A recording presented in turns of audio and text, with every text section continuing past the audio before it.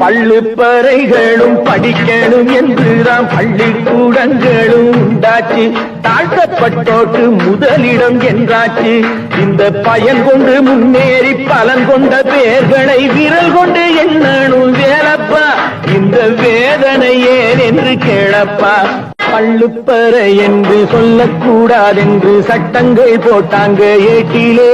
பல சலுகைகள் தந்தாங்க நாட்டிலே. ஆனா எல்லாருக்கும் வழிவிட்டு ஏறாமல் தான் மட்டும் இருக்கின்ற ஏடி போல் தேனப்பா. இந்த இனம் மட்டும் இருப்பது ஏனப்பா.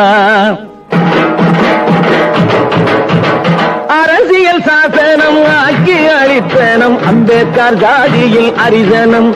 அவர் அறிவு களஞ்சியம் அறியணும்.